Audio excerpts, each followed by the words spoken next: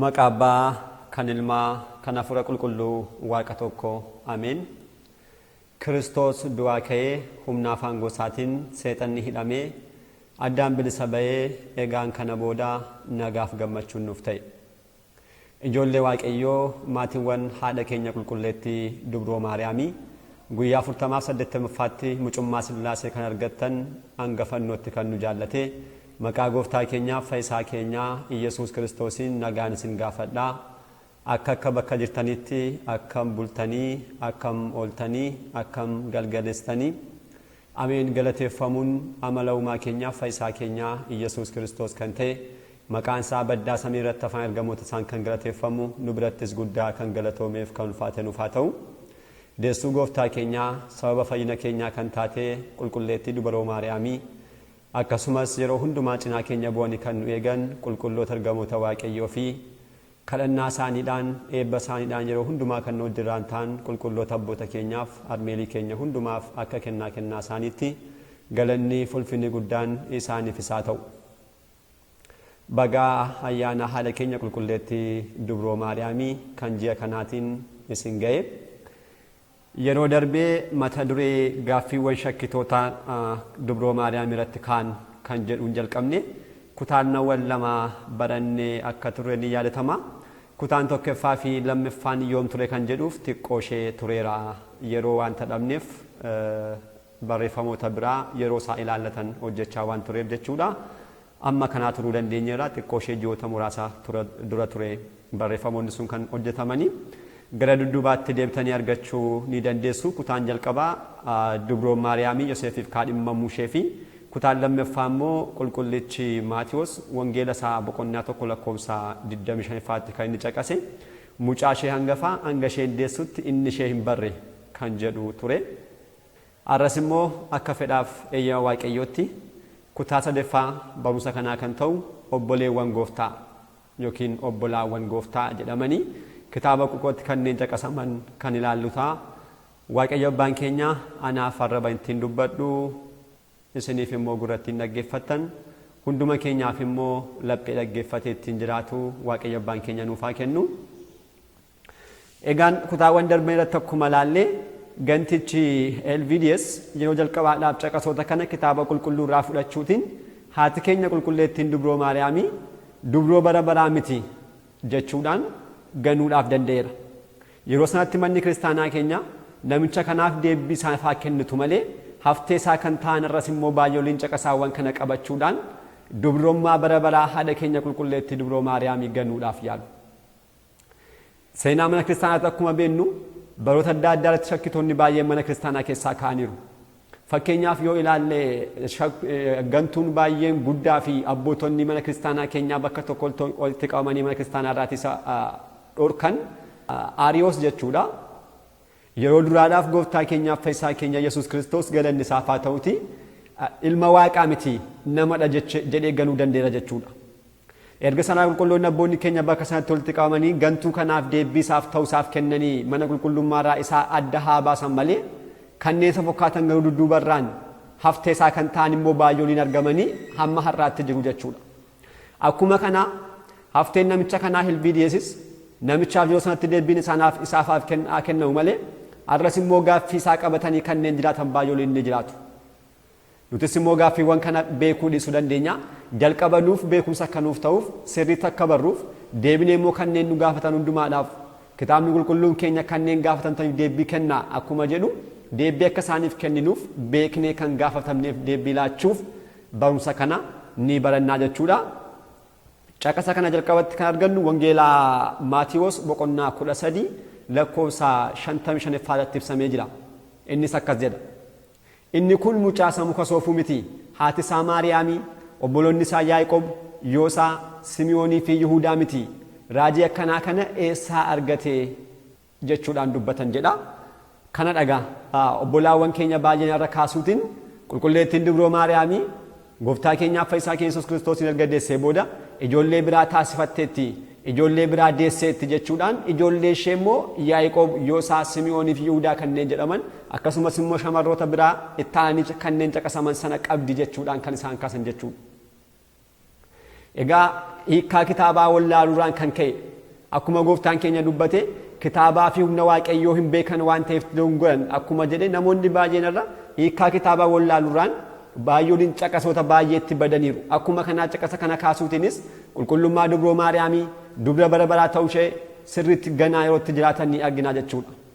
Garuu sirriimatti yoo ilaalle caqasni kun kan ibsu maalidha jennee osoo ilaalleetu jalqabarraa kaasne kitaaba wangeelli Maatiyos boqonnaan 13ffaan gooftaan keenya fakkeenyaan akkuma barsiisu barreeffamni yookiin barsiifni fakkeenyaan barsiisuu gooftaa keenyaa baay'inaan bakka itti barreeffamee fi wangeela hundumaa keessaatu akkasumas boqonnoota hundumaa keessaa addatti boqonnaan 13ffaan addadha.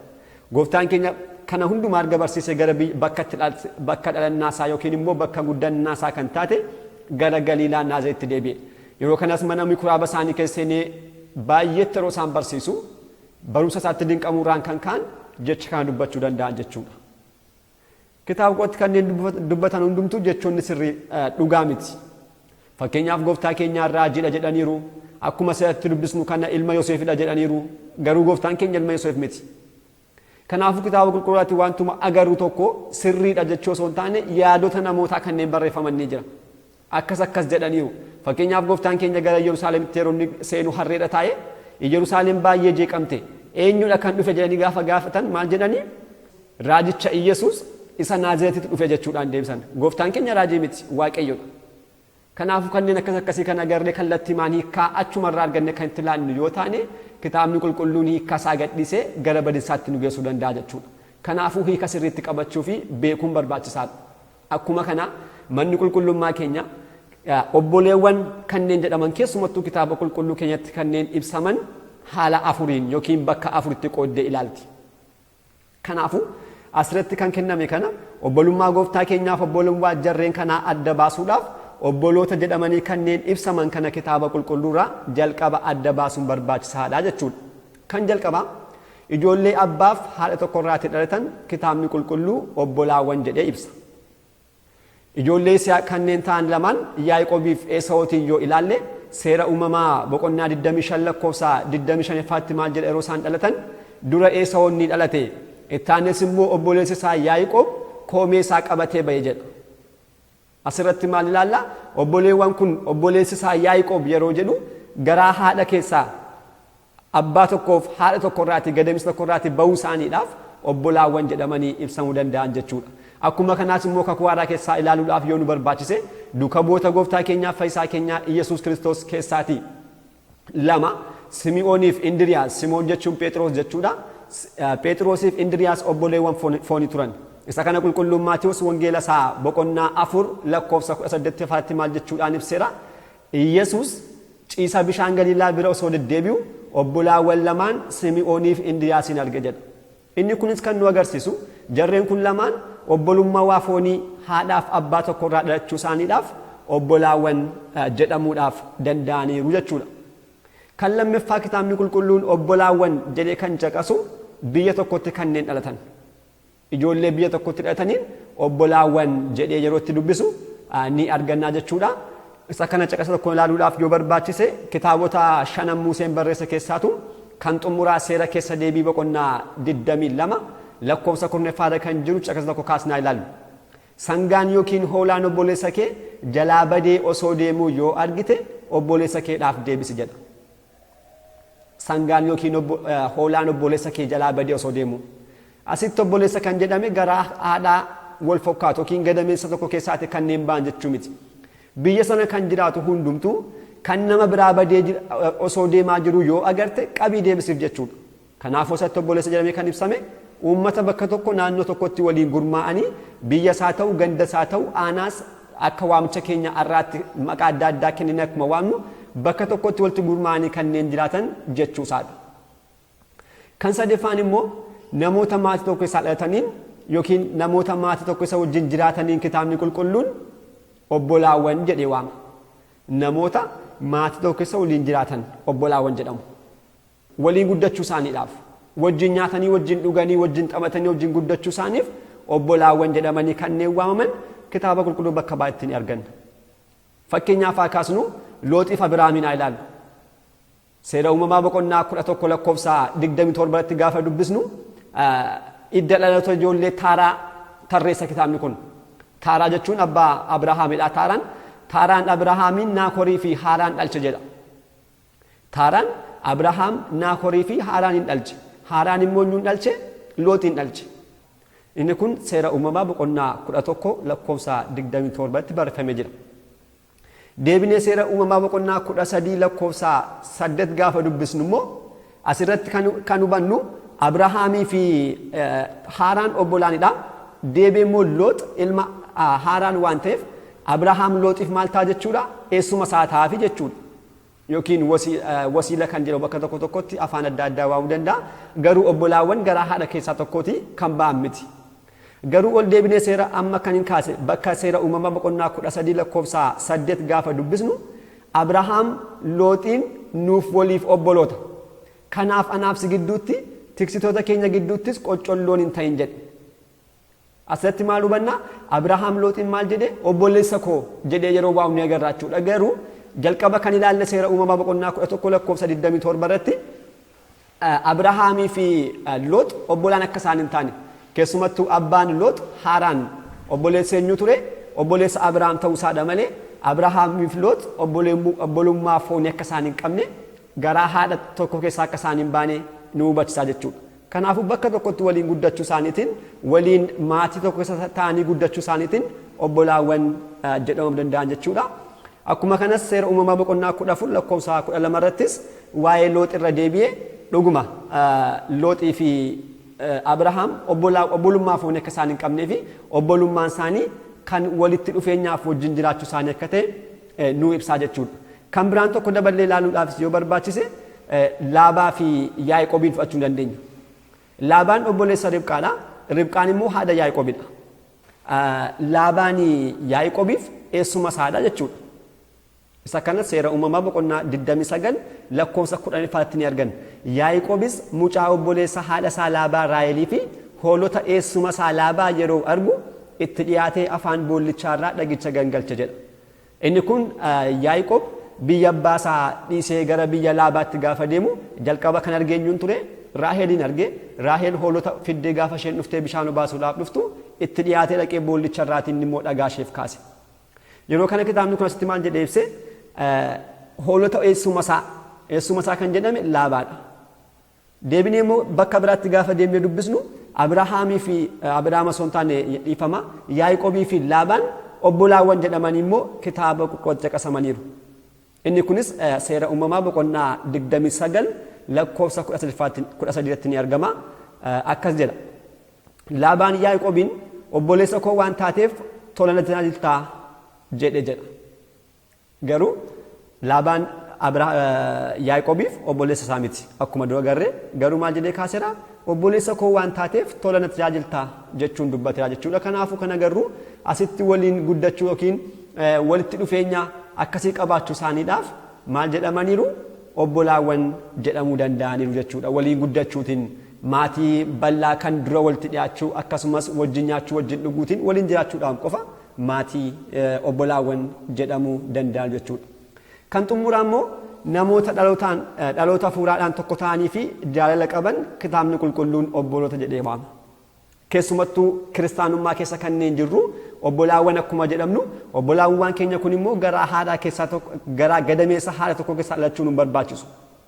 Gooftaa keenyaaf Fayyisaa keenya Yesuus Kiristoositti erga amannee booda hawaariyaalee duukaa bu'aan qulqullicha Yohaannis akkuma dubbate kanneen maqaa isaatti amananiif immoo ijoollee isaa akka isaan jedhamaniif aangoo isaaniif kenne. Akkuma inni jedhe erga amannee cuubamnee booda obboloota jedhamna. Obbolaawwan kun immoo abbaan keenya tokko kan ta'e Waaqayyoodha. Isa jala kanneen jiru immoo obboloota jedhamna jechaadha. Kitaabni qulqulluun isa kana bakka baay'eetti kaaseera. Fakkeenyaaf ilaaluudhaaf yoo barbaachise obbolummaa Gooftaa keenya Yesuus Kiristoosii fi duukaa bu'ootaa gidduu jiru kitaabni qulqulluun obboloota jedhee kaasa Gooftaa keenyaaf duukaa bu'ootaa jechaadha. Jarri garuu garaa haadha tokkos keessaa hin baane isa kana kun beekamaadha. Akkasumas kiristaanota hundumaa obboloota jedhee inni kaasus ni agarra.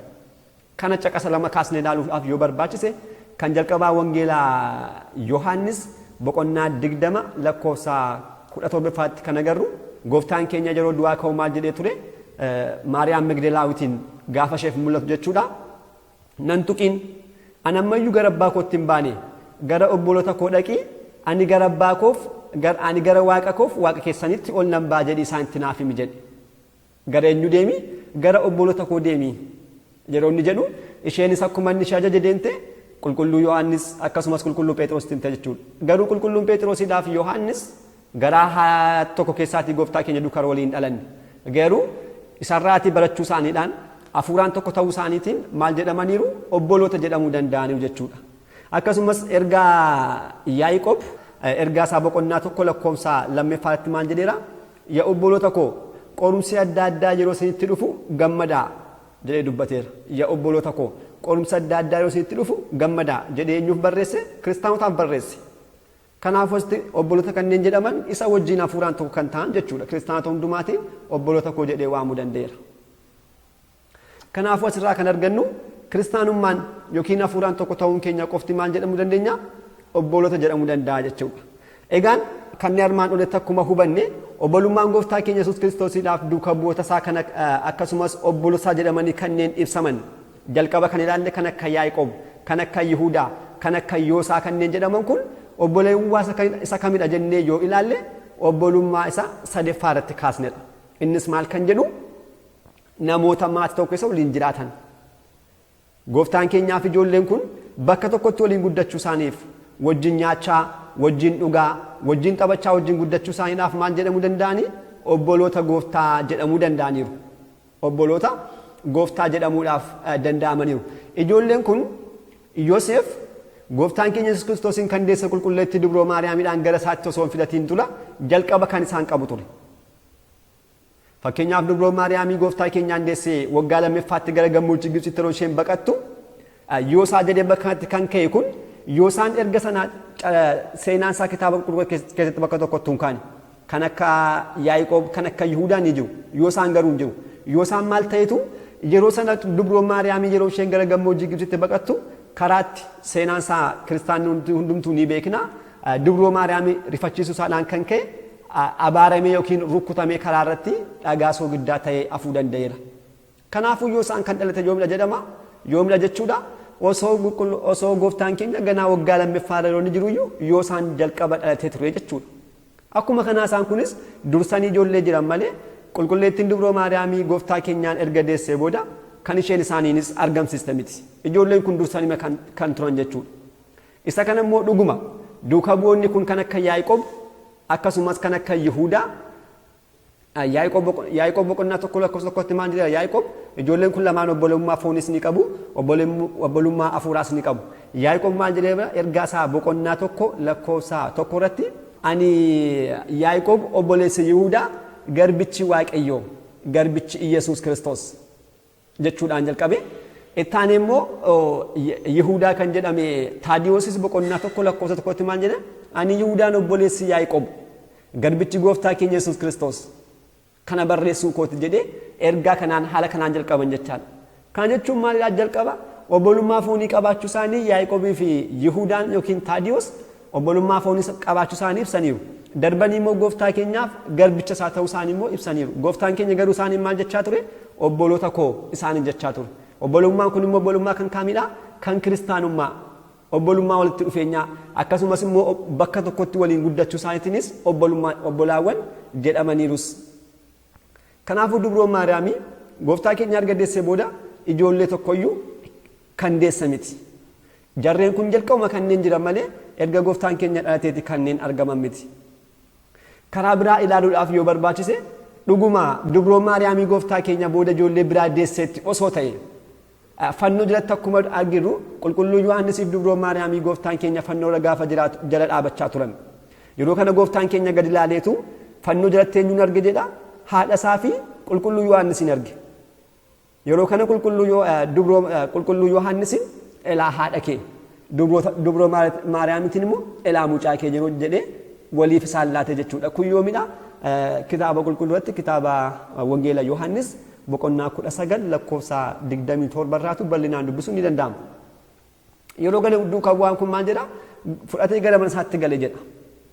Dhuguma Dubroo Maariyaamii osoo ijoollee biraa qabaatteetu Gooftaan keenya yoo sana maal jechuu danda'a ture? Lakkii deebi ijoolleen keessaa gargaaranii isaan waliin jiraadhu jechuu danda'a ture.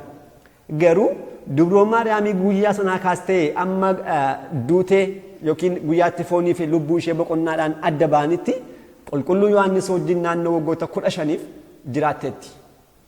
Dhuguma Dubroon Maariyaamii ijoollee biraa akka isheen hin qabne caqasni kun qofti sirriitti nu hubachiisa. Walumaa galatti barumsi ganticha kanaa haala kanaan qulqulloonni abboonni keenya bal'inaan deebii ga'aa isaafaa kennan iyyuu malee har'as immoo namoonni baay'een kana qabachuudhaan Dubroon Maariyaamii erga Gooftaa keenyaa deesseetu ijoollee biraa qabdi jechuudhaan kan isaan ibsan haala kanaatiin soba ta'uusaa manni kiristaanaa keenya bal'istee nu barsiisti jechuudha. Kanaafuu manni qulqullummaa keenya dhuguma Dubroon Maariyaamii mucaa tokko qofa kan qabdu. Ilma hangafaa kan jedhame Gooftaa keenyaaf fayyisaa keenya Iyyasuus Kiristoos hangafa waan ta'u hundumaa kan ta'e isa qofa kan qabdu isas immoo dubrummaan kan deesse ofiishis immoo durbummaan bara baraan kan jiraattu akka taate qulqulleetti mana kiristaanaa keenyaa sirriitti barsiiti jechuudha. Keessumattuu nuun kiristaanotaan Dubroon Maariyaamii dubra bara baraa ta'uu ishee baay'ee nu dinqu. Kan baay'eetti nu dinqu nuun jechuudha. Dubroon Maariyaamii durbummaadhaan Gooftaa da'uu isheedha. Isa kana immoo kitaabni qulqulluunis ni dubbata. Eenyus immoo kan amanudha. Kunis immoo baay'ee kan nu dinqu eenyuufuu kan hin danda'amne waan ta'eefidha. Eenyu al tokkotti haadhas dubras kan jedhame hin jirre waan ta'eedha. Kanaafuu Dubroon Maariyaamii durbummaadhaan deesseetti jennee erga durbummaadhaan deessee booda indeganaatti gaa'ela biraa raawwate jechuun wallaalummaa yoo ta'e Waaqayyo gara daandii biraatti obbolaawwan keenya akka fiduuf hin kadhannaa. Daandii sirrii kan taate manni kiristaanaa keenya manni kiristaanaa Ortodoksii Tawaahidoo garuu dhuguma Dubroon Maariyaamii Gooftaa keenya mucaa tokko qofa kan qabduu fi durbummaadhaan bara baraan kan jiraatu ta'uu ishee sirriitti barsiisti jechuudha. Sirriin isaas immoo isuma kanadha jechuudha. Haala kanaatiin yoo ilaallee nugaa kan nu barsiise kan nu gorse Waaqayyo Abbaa keenyaaf galannii fi ulfinni guddaan isaaf haa ta'u. Nutis kan dhageenyeen firii 30, 60, 100 kan ittiin horru amantaa sirriin kan ittiin jiraannu Waaqayyo Abbaan keenya nu haa taasisu. Ameen.